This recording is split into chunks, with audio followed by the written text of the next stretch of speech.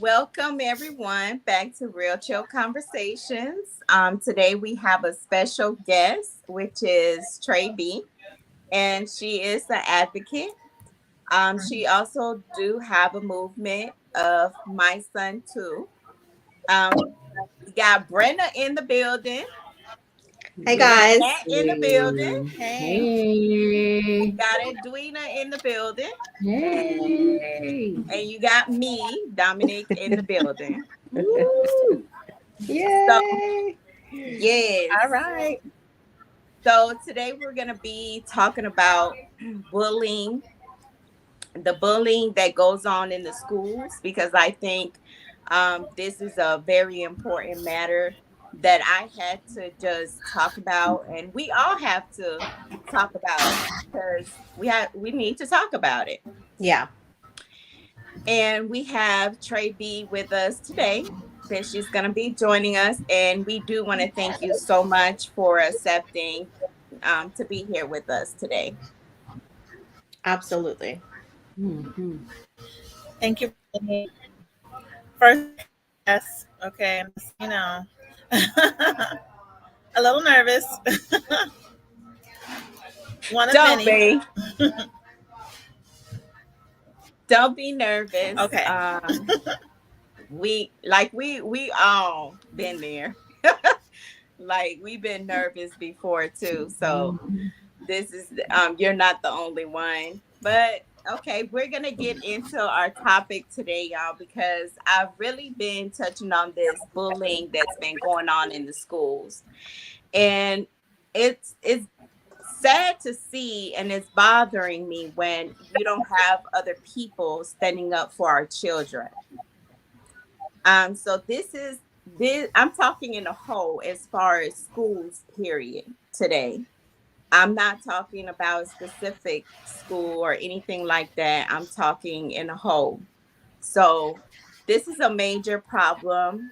A lot of parents concern is there's kids are going to school being bullied, harassed, getting in trouble for things that they didn't even do, and then they are being disciplined by going to panels. And then at the panels, you can't bring up anything that has happened in the past. You're actually just talking about that one event that happened. And then they're sentencing our kids to alternative schools. So today I want to know how y'all feel about this topic right here. I feel that the schools are basically the system is broken, or is it exactly how they want it? Um, the bullying is not just within like student on student bullying, but it's also the principals, the administrators, the teachers. You have educators who are told to target kids. So it's just like I said, it's a problem, overall. Um, a lot of times, like you send your kids to school, and a lot of parents drop their kids off and basically not involved with what's going on in the school. So if something comes up, then you're like, what's going on? What happened? So I've always just like um, basically I make sure that I like from the time that I started my child in school, like I'm in contact with all the teachers. I have all their email addresses, like the administrators, trying to volunteer, get to know other parents in the school, so you can have like a buddy system if that's a school that your kids are attending.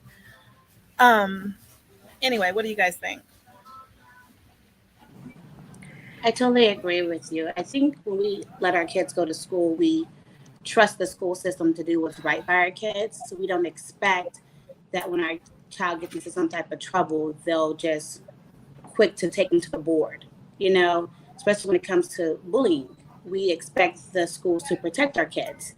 And as parents, it's our job to advocate for our kids. Right. And if we can't advocate for our kids and we feel like we're limited to what we say to the administrative. What can we do when we're speaking up for our kids for months, for months, for months, and then when finally something happens, it's like, well, you wasn't involved as a parent, but we were. You guys wasn't listening to us. There seems like there's Right. definitely a communication breakdown within the schools. And like you said, the administration, whether it starts with getting notification from a teacher that there may be a potential issue, or if a student goes to a teacher and says that there's a particular issue, and then it's like, oh, well, we have a guidance counselor. Like, what are they actually doing? How are they helping to remedy the situation when it comes down to bullying? And then if the guidance counselor wants to escalate the issue amongst the administration and then talk to the vice principal or the principal about solutions with the issue, it seems like it's falling on deaf ears. And then the cycle just continues. It just continues to happen. And then the children feel defeated. The parents feel defeated because you've tried to address the issue, but yet it's not going anywhere.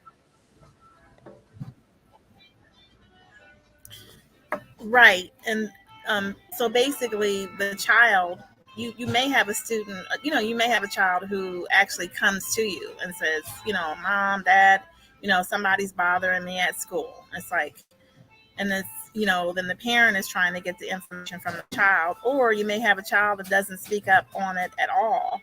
And so a lot of times you have to just watch the signs of your child. It's like, are they depressed? Do they have mood swings? And, are they, and, their character is just different. And so that's like a number one, like sign. If, something is going on. If it's not going on in the house, something is going on possibly in the school. So you really have to watch for the signs of your child.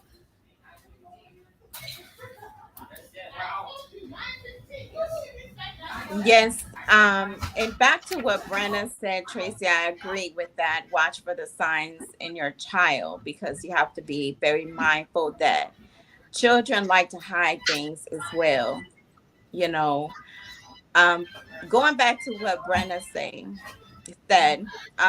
you have parents that have went through the proper channels to address bullying and harassment in the schools. Either they're being called, out of their name, cuss words, constantly having another child, do signs that they want to fight them or something like that. I really think that the schools don't have anything in place.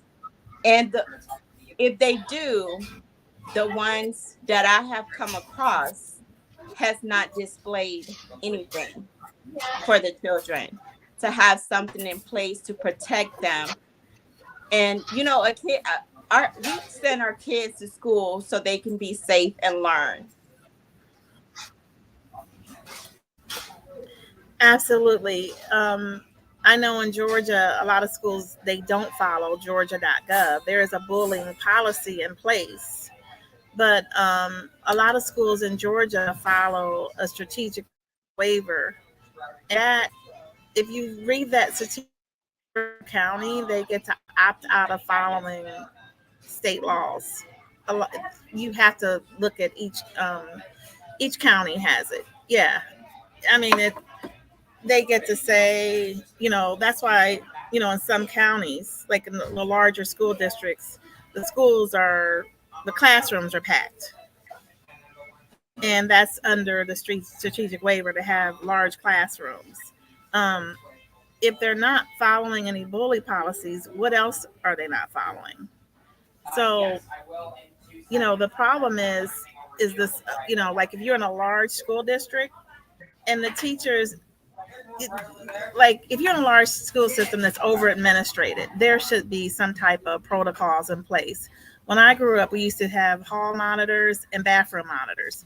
You don't see any administrators in the hallways usually until the class lets out and they're changing class. You may see administrators, and they're usually in their office. So there's no one monitoring the bathrooms, no one monitoring the hallways, and the schools know there a lot of times fights going on every day in the bathroom. So that's when you families, parents, moms, dads need to get together and say, hey, we need to have a meeting.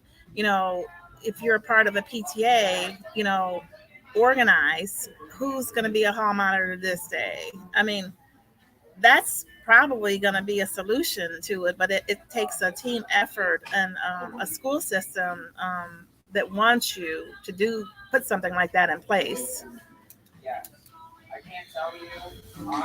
It sounds like they all also need to get on the get on the same page.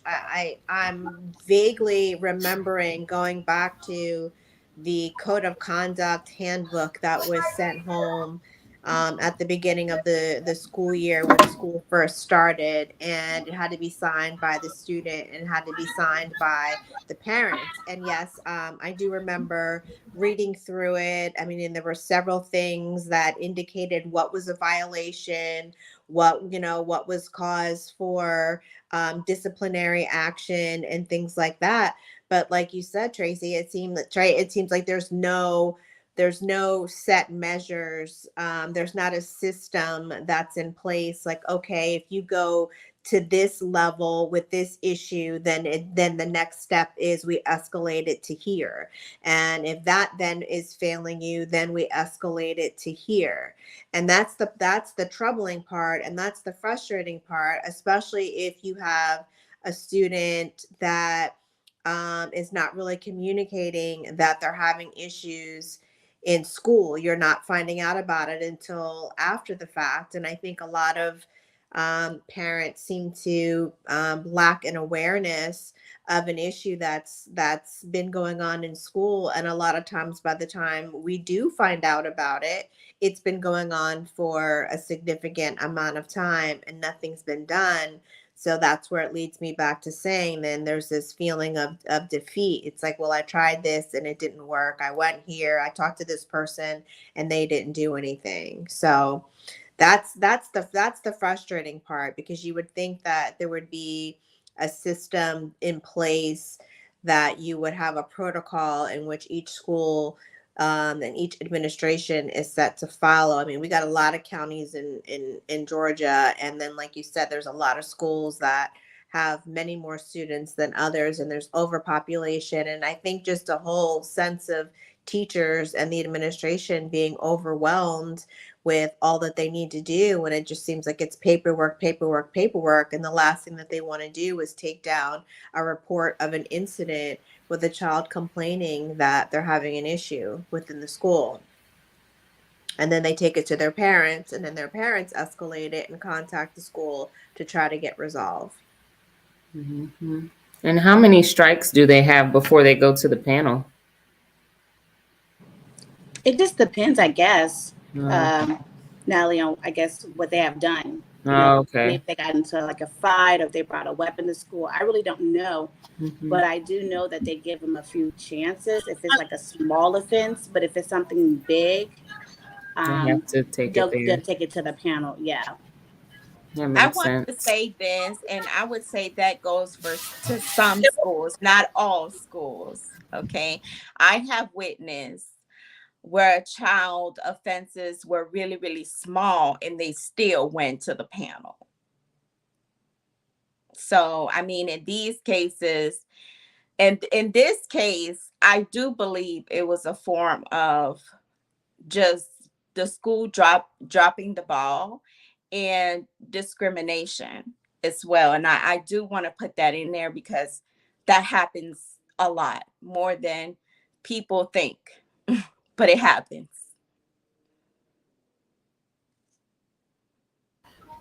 Right, and it also depends on the school. If the school is, from what I noticed, they always say, "Oh, black and brown kids are disciplined more than white students." Well, if you have a predominantly white school and they're doing the same thing at the black and brown school, but the black and brown school, they're actually getting kicked out and paneled. It could be their first incident, and they're getting Exactly. paneled and suspended. There was an incident where um, a mom, her daughter was in the ninth grade, and she was 14, and the girl was 16, and the white female actually attacked her, and her daughter defended herself, and the only person that was paneled was the black girl, and the daughter. And then when the mom went to the panel, they only had the part of the video that showed the white girl getting hit by the black girl.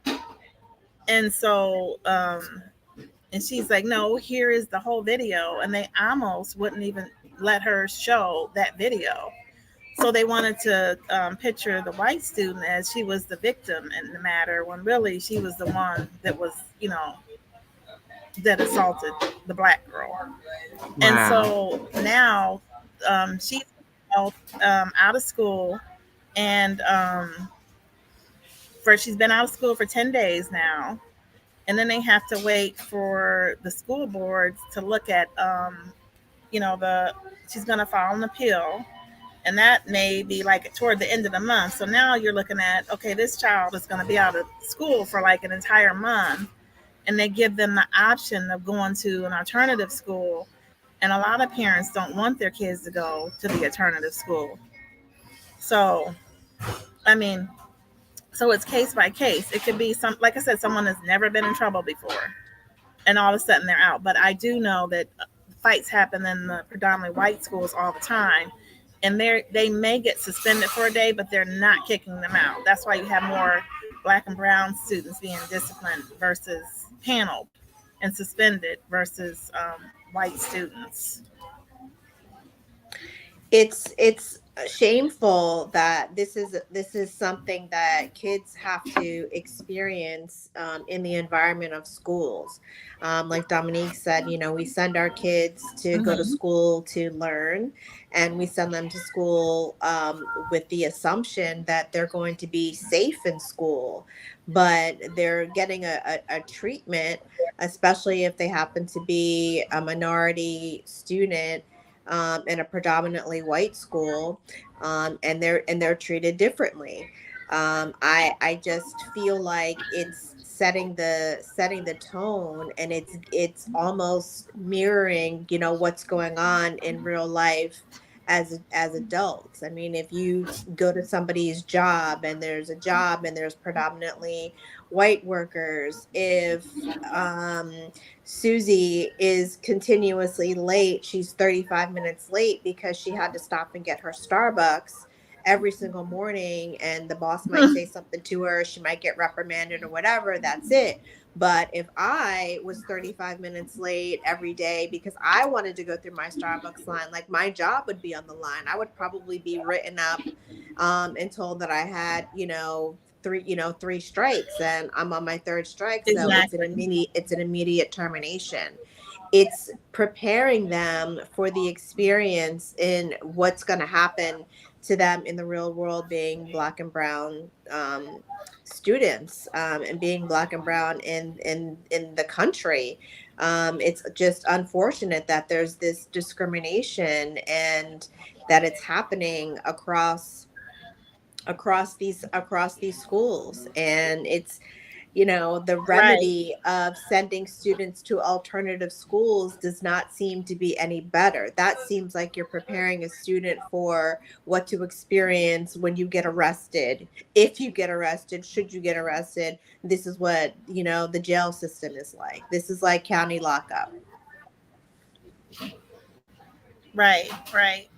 And I know many students who have gone to the alternative school, and basically, um, they're smaller class sizes.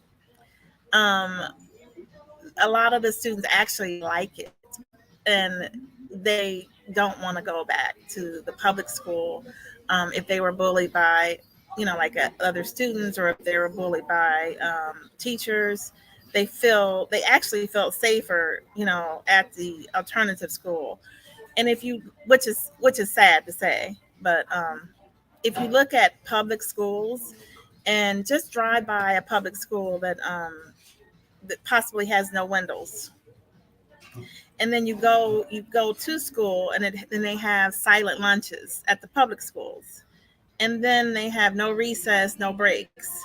So these are primarily in black and brown school areas where they're giving, in a white school district predominantly, they're making sure that these kids have an hour or half hour lunch. So the school system in general, they're just, I mean, sadly, a lot of them are prison schools, the public schools. Wow. Yeah. That's sad. Trai B and Edwina, Hmm. Brennan, Natalie, we have a question from a Facebook user. What do you all think about a teacher verbally bullying or teasing another student about a fight he was in and lost the fight? The teachers getting involved here? Yeah, Oh a my lot of teachers goodness. are starting to do that now.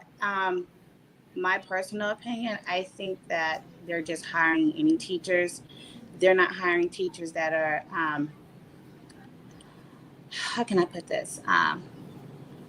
Empathetic, understanding, how teachers, when we were growing up, I don't Right. think a teacher should be getting involved or bullying any student, because that's going to make a child's self-esteem go down even lower than what they're going through. Mhm. Um, I do feel like if you know a teacher is doing it, report them.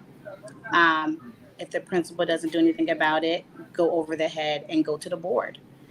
Um, and that's what I'm starting to do now with a lot of stuff at my son's school. If the school doesn't handle it the right way, I'm going to go over their head and I'm going to go to the board. Mm. There's absolutely zero reason why a teacher should be verbally bullying or teasing another student about, being in a fight and losing that fight. I Or mean, that teasing them to be like, "Oh, you're a snitch," because right. they go Right. out there and they try to tell, what's going on and what's happening before the child actually retaliates or do anything, Yeah. Mhm. All right. Absolutely. Yeah. And that is true. When we were growing up, teachers, you That's would look terrible. at a teacher like they're responsible, like they're looking after me. Exactly My that. parents aren't here. Like this is, somebody that I trust. Nowadays, I don't Exactly. know if we've made it easier to get the job or what exactly Yes. it is, but And it's it's the like young teachers that trying to they're spit young. with the kids, the students, and you can't do that. You Yeah. can't be their peer or their friend. You're there to No, teach them, right. to educate them, and to make sure that they're safe. And you got to be real bored to be getting involved in kids gossip and drama. Exactly. Like, They Because have if you're a doing that, what are you program. getting involved in? yeah. They have a program that was advertised not too long ago. It was like fast track your degree, become a teacher today. Mm. So, I I see mean, they're that. desperate for teachers Hmm. in the school systems throughout all the counties. But, just because it's advertised does not mean that that's the job for you. I mean, this is Yeah. not doing Instacart delivery and DoorDash. Exactly. This is teaching your teaching children Right. and Exactly. being a role model for children. Hmm. I mean, when I was in school, I had several teachers that I looked up to. I had several teachers that I felt like were mentors. And one of those teachers is the one that helped me choose what I was going to major in when it was time to go to college. Like that's what kind of relationship that we had. And that openness and that open door and feeling like you have an ally in the sense of, hey, if something is going on, even if it's not school related, but someone that you could talk to that you didn't necessarily have to go to the guidance counselor for. I Hmm. don't think that those types of teachers exist. No. In a in a vast amount of numbers. I think it's a very few teachers that are teaching because they're passionate about wanting to be in education. And have a love to Right. do it, Brenda. You have to love to work with kids. You just can't say, I'm going to work with a child for a Exactly. paycheck. No, that's not how it works. And have patience. The teachers they just throw in there today. I mean, Hmm. I'm The, like, where did they come from? Yeah, the teachers fight the kids nowadays. exactly. Or they're screaming at the kids, or they're acting like the child's parent. Yeah, that's not And then cool. they're screaming at the It's like parent. you Right. have, yeah. Yeah. Yeah, A I got lot an of email times, one like in this time from incident, my son's school about me keeping him out late for the Super Bowl. She was like, "You're not responsible." How's that? It's the Super Bowl. How are you gonna tell me about my child? Where they do that at? I guess they're doing now. Because I was trying to say, I can't believe this teacher just sent me an email about how I'm not responsible because he put his head down. Granted, we got home around like 9:30, but it's the Super Bowl weekend. Every child was that's out. early. Right. That was early. Right. Exactly. And Yeah, that's early. Trai B, I know you have to go, so I'm sorry. I just want to ask one question if I can get it in here. Um, I am I am aware that there is a major issue with bullying, harassment in schools. However, some parents have done everything they could to go through the proper channels to bring it to the staff attention, but some schools ignore the problem.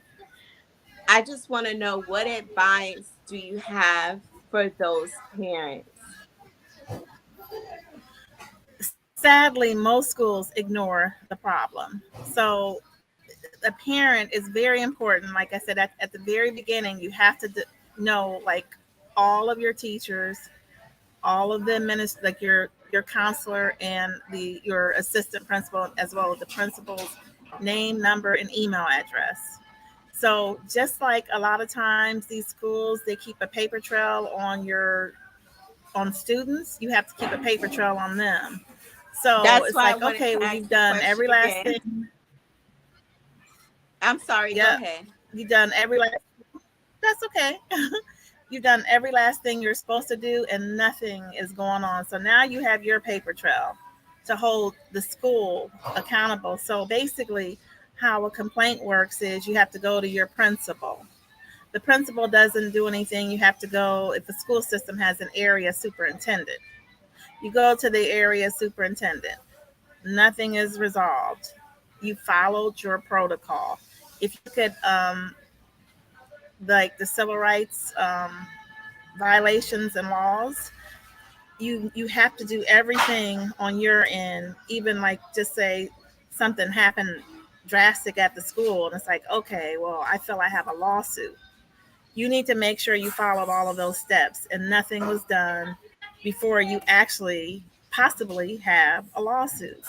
So some parents, they don't keep a paper trail. It's like they have a complaint, and it could be the end of the school year, and they say, well, um, I've told the school over and over year again that my child was being bullied. It's like, bullied. Well, how did you tell them? Oh, I called them up or I went to the school. Well, where's the evidence? The school isn't going to keep the evidence. So you really you really can't do anything. So it's just very important for parents to learn. And if you call them, then follow up with an email. So the average parent doesn't do that, so it's very hard for them to prove anything. So I would just say paper trail, professional emails, just keep a professional paper trail. And if just say you and find other parents who are having the same experience, and perhaps that principal, this school has fights every day, so this may not be the school for this principal. Have the principal removed. The parents come together. Have someone in the school that's can maintain the school. That's my suggestion. That's excellent, excellent advice and great direction for the parents. I know that right Thank here, you. just in this podcast, you got three mama bears right here, and then four if you include yourself, Trey.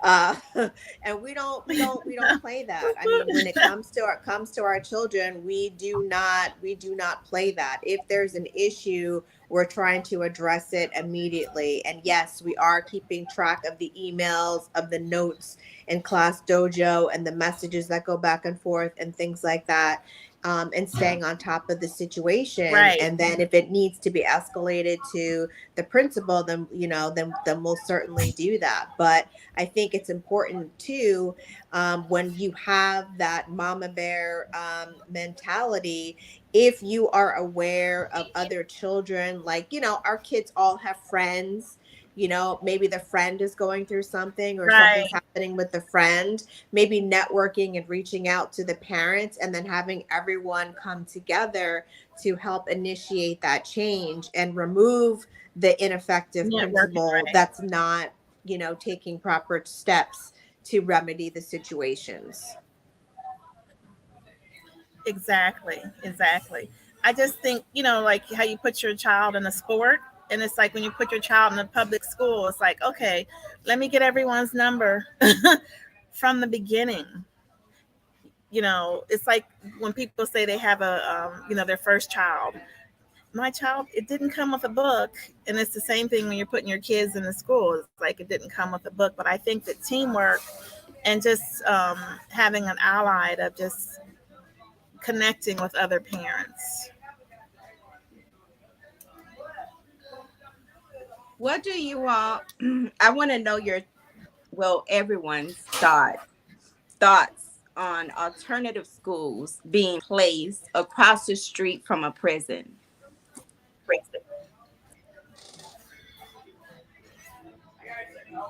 I think it sends a message, a very Yes.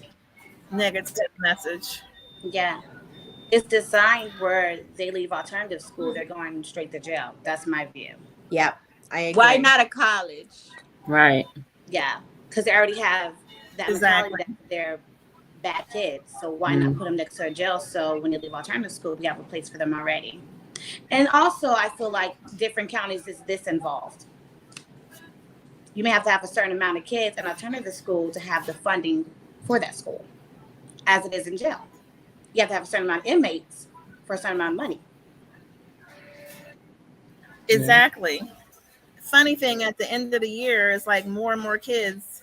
This one Yeah. attorney that I know, he had 10 appeals that he was doing toward the end of the school year. It's like, what are they trying to do? Do they have a quota? Right. Yeah, it's a budget. Every county has a budget. Right. Hmm. Like every jail has a budget. The more inmates, the more money. More money. Hmm. Yeah. It's crazy that you are speaking about the budget because someone brought to my attention, is there a budget like for every race on how much you will get for that particular race for a child? Are you all like understanding what I'm saying? Um like That's for true because Hispanic schools get. kid or black kid or for different races. That's I true think I heard because. something. I think I Yeah. heard something about that not too long ago, and it was talking about um, what the actual costs were and then what they would actually write into the budget in terms of the expenses for what they would need based on the number of students they had in a particular race, which I thought was just crazy. Like, why is it not just across the board? You have 3,000 students, this is the amount of the budget for the school year, this is how we allocate the funds. But yet here we are seeing that there's a discrimination situation with the black and brown kids, especially when there are so many referrals for these students, even if they've not ever been in trouble before, to go to the alternative schools, which we know they require funding in order to maintain those schools. And then to place that across the street or next to the jail just makes absolutely no sense. It's just sending a terrible message. I It's sending a agree. terrible message. They have ESOL, which is for non-speaking English students that they do get funding for, and also, you have Title I schools that funding is for also, and you know, a lot of parents don't even attend the Title I meetings that are very important to attend, but the schools get money for all kind of things. But yes, they definitely get it for non-English speaking students. Trai B, I also want you to let everyone know about the meeting and, let them know. And anything else that you would like to put out there that you're doing. Um, um, Thanks for having me. I really appreciate it. Like I said, this was my first time. Um, I would like I'll drop some information in um, where you could reach me at, and I would like to for us to stay in touch and to build our group. Thank you. You're You're welcome. welcome. Absolutely. You. You're welcome. Thank you so much. I'm gonna go off camera. All right, bye. Okay, ladies. So I'm gonna break the little ice here for a minute because I did want to hit another topic. What are y'all thoughts about Chris Rock and Will Smith? Oh Lord. I'm just tired of them talking about it at this point. It's like left and Listen, right. It's like I have I'm with never Natalie. my timeline has never been more flooded by anything this whole year like this. And I get it because they're prominent people, in entertainment, but it's just like, was it real? Was it fake? Like, can was y'all it just let us staged? Was know? it They're planned? actors, so And it's like I yeah, saw something. They were like, "Oh, the conspiracy theories are going to be added now," and it looked like Chris Rock had like a pad on his cheek. I just think there's a time and place to everything. So that's my opinion. well, Facts. I was having a conversation with my mom earlier, and we were talking about it, and she said that she had watched the, several clips because there's so many that are rolling around. And in the first clip, it showed Chris Rock was telling the joke about G.I. Jane 2, telling Jada, good luck with that, been referencing her shaved head. And when the camera panned to Will Smith, he was laughing. He was laughing at the joke. And then it panned to Jada, who was clearly pissed. So I don't know at what point there was the shift in the matrix where then Will decided to get up and walk up on stage and then slap Chris and then be sitting back down in his seat talking about keep my wife's name out of your effing mouth. I don't know when that shift came. So we were like, was it nervous laughter? Sometimes people laugh when they get nervous. No, I think he was trying to be funny. Like Yeah. when he laughed too, he was like, "Uh-huh, see, I got you. You trying to you see, you know, that's what I think it was. I didn't think it was staged. Do you all think it was staged? No. I did No, at I don't first, think it but I was I don't don't think it know. was staged. I think that, he had a reaction and he had a response. And Jada's been very vocal about, losing her hair and having bald spots, and then finally she decided to shave her head because she suffers from the medical condition alopecia. So, Chris making that joke about her being in G.I. Jane 2. We all know that that's a movie. Demi Moore shaves her head to be in that movie. But she wasn't shaving her head because she had alopecia, a medical condition. She was shaving her head because she was trying to be just like one of the guys in the military. And that was a Um, bad joke to me. yeah, Like, especially if she has that condition it's because it's you a never know, medical condition. Like you it's know not how it's you it's never not know how her you can just. offend that person, Mhm. Yeah, it's You not Or just other her making a people. fashion statement or hey, people shave the side of their head and have, their braids going down one side or hair going down one side and all that. We've seen that style. People rock that style all the time, but she has a legitimate documented medical condition and she's been talking about her hair loss for years. And then she finally admitted she was shaving her head because she's been suffering from alopecia and she can't cover it up anymore. So that was in poor taste, knowing that, because it's not like Chris Rock didn't know. Yeah. Yeah, that was I mean, my timeline was full. And I mean, they just brought back memes from when I guess Jada did her thing with the other guy. What's his August. name? Her August. entanglement with August Alsina. Yes. So they were like, oh, he didn't get that mad for that. I don't know. I think they had an open relationship though. So I guess they were allowed to do that. They keep denying this open relationship, and Will just did an interview and he said that him and Jada have never been unfaithful to one another.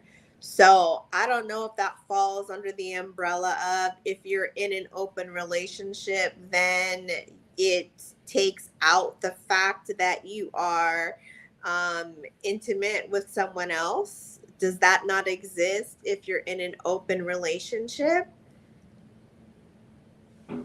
I think so. I mean, some people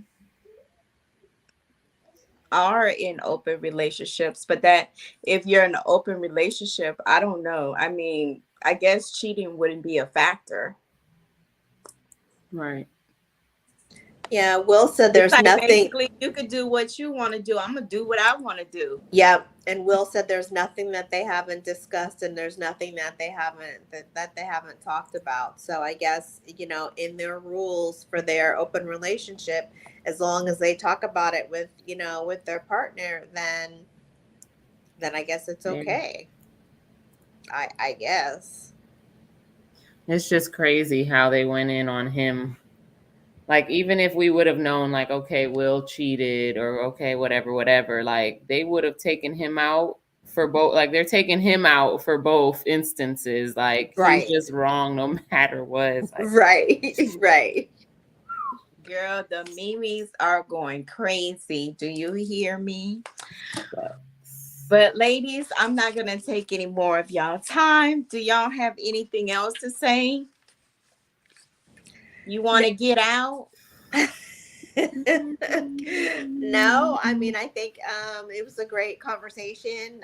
Thanks again to Trai B for yes. joining us and providing some insight as to what's going on in the schools. Like I said, just here on this podcast, with us as it stands right now, you got three mama bears that will do anything and everything and go above and beyond, for their kids.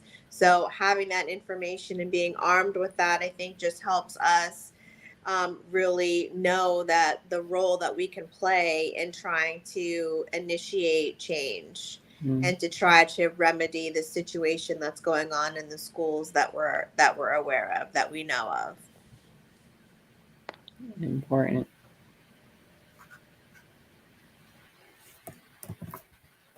That's all I got. That's all, folks. Yes, and what Tracy said, just make sure to keep a paper trail about everything. If you are going through that situation, a lot of mothers, parents, dads are going through that situation more than we know. So just make sure you're keeping a paper trail. Don't let your guard down, and make sure all communications you do through email. That's going to Mm-hmm. be your safeguard right there. That's a fact. Edwina, you have anything? No, that sums it up. All right, ladies. Good night, and thank you for joining. Have All a right, good guys. night. Bye. All right. Bye. Talk to you Bye. later.